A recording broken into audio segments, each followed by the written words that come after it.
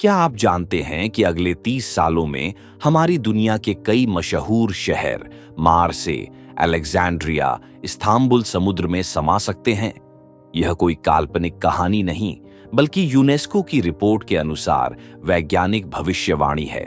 वैश्विक तापमान में बढ़ोतरी के कारण बर्फीले ध्रुवों की बर्फ तेजी से पिघल रही है, जिससे समुद्र का जल स्तर लगातार बढ़ रहा है। लेकिन क्या यह पहली बार है जब धरती ने इस विनाशकारी बदलाव को देखा है? नहीं। दरअसल ऐसा पहले भी हो चुका है। महान यूनानी दार्शनिक प्लेटो ने 5वीं शताब्दी ईसा पूर्व में अटलांटिस नामक एक उन्नत सभ्यता का वर्णन किया था, जो समुद्र में डूब गई थी। लेकिन क्या आप जानते हैं कि भारतीय उपमहाद्वीप में भी ऐसी ही एक गुमशुदा भूमि का उल्लेख मिलता है, जिसका नाम है कुमारी कंदम। तमिल साहित्य में इस खोए हुए महाद्वीप की गूंज सुनाई देती है, खासकर सिलप्पाधिकारम, जो कि तमिल भाषा के 5 महाकाव्यों में से एक है। उसमें एक विशाल भूखंड का वर्णन किया गया है जो जलमग्न हो गया था।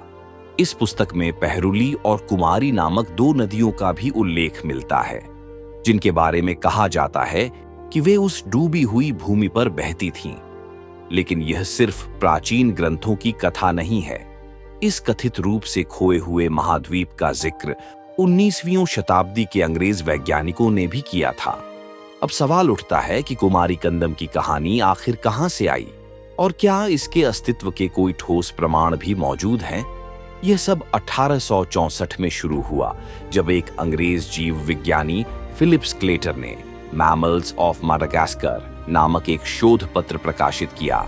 उन्होंने गौर किया कि मेडागास्कर और भारत के जीवों में गहरा संबंध है, खासकर लंगूर या लेमुर प्रजाति जो मेडागास्कर में पाई जाती है, वह भारत में भी देखी जाती है, लेकिन अफ्रीका के अन्य हिस्सों में नहीं।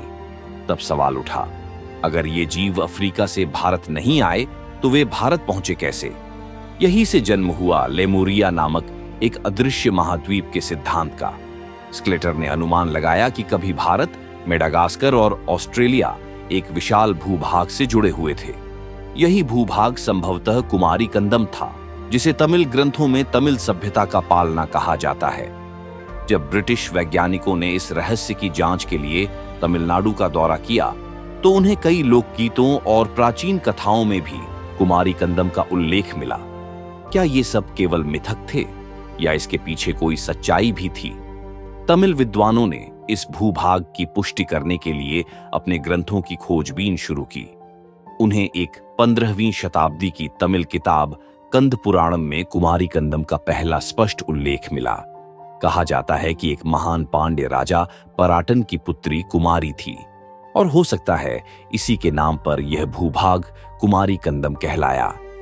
कुछ विद्वानों का मानना है कि इस भूमि के जलमग्न होने के पीछे प्रकृति का प्रकोप था। हजारों साल पहले आए समुद्री तूफान, भूकंप और जलवायु परिवर्तन ने इसे निगल लिया। तमिल साहित्य के अनुसार कुमारी कंदम पांड्य राजाओं का राज्य था, जिसने 11,000 वर्षों तक शासन किया। यहाँ 3 तमिल सम्मेलन आयोजित किए गए थे, जिनमें हजारों कवि, विद्वान और संत शामिल हुए थे। तमिल साहित्य में इसका इतना स्पष्ट उल्लेख क्यों है, और क्या इसकी कोई भौगोलिक सच्चाई भी है? अगर कुमारी कंदम वाकई में मौजूद था, तो यह कैसे डूबा? विज्ञान हमें बताता है कि धरती पर अंतिम हिमयुग या आइस एज 2.4 मिलियन साल पहले शुरू हुआ और लगभग 11,500 साल पहले समाप्त हुआ। जब हिमयुग समाप्त हुआ तो बर्फ के पिघलने से समुद्र का स्तर बढ़ने लगा और धीरे धीरे कुमारी कंदम समुद्र में समा गया। यह सिर्फ एक तमिल मिथक नहीं है। संस्कृत ग्रंथों जैसे भागवत पुराण, स्कंद पुराण, गरुड़ पुराण और मत्स्य पुराण में भी इस डूबी हुई भूमि का उल्लेख मिलता है। चीनी और ग्रीक ग्रंथों में भी इसका उल्लेख किया गया है। चीनी ग्रंथों में मेरू पर्वत का वर्णन आता है, जो इस डूबी हुई भूमि पर स्थित था और जिससे कुमारी, पहरुली और पेरू नामक नदियां निकलती थीं। इतना ही नहीं, नासा की तस्वीरों में भी राम सेतु का अस्तित्व प्रमाणित हो चुका है, जिससे यह सिद्ध होता है कि कभी भारत और श्रीलंका जुड़े हुए थे। अब सवाल यह उठता है कि क्या आज का श्रीलंका उसी कुमारी कंदम का एक बचा हुआ हिस्सा हो सकता है? इतिहासकार और वैज्ञानिक आज भी इस पर शोध कर रहे हैं। भारतीय राष्ट्रीय समुद्र विज्ञान संस्थान NIO की एक रिपोर्ट बताती है कि लगभग 15,000 साल पहले भारत और श्रीलंका के बीच समुद्र का स्तर 100 मीटर नीचे था। कुछ वैज्ञानिकों का मानना है कि कुमारी कंदम ही वह जगह थी जहां मानव सभ्यता की उत्पत्ति हुई।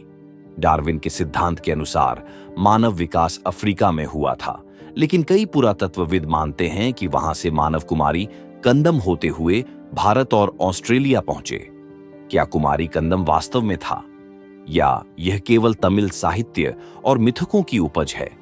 इसका जवाब शायद समुद्र की गहराइयों में छिपा है। अगर हम समुद्र के अंदर और गहरी खोज करें तो शायद हमें इस खोए हुए महाद्वीप का कोई प्रमाण मिल जाए। अब सवाल आपसे, क्या आप मानते हैं कि कुमारी कंदम वास्तव में मौजूद था, या यह केवल एक मिथक है, या हमारे इतिहास की एक भूली बिसरी सच्चाई? अपने विचार कमेंट में जरूर बताएं। अगर आपको यह वीडियो पसंद आया हो तो प्लीज इसे लाइक करें और चैनल को सब्सक्राइब करें। हम फिर मिलेंगे एक नए रोमांचक विषय के साथ।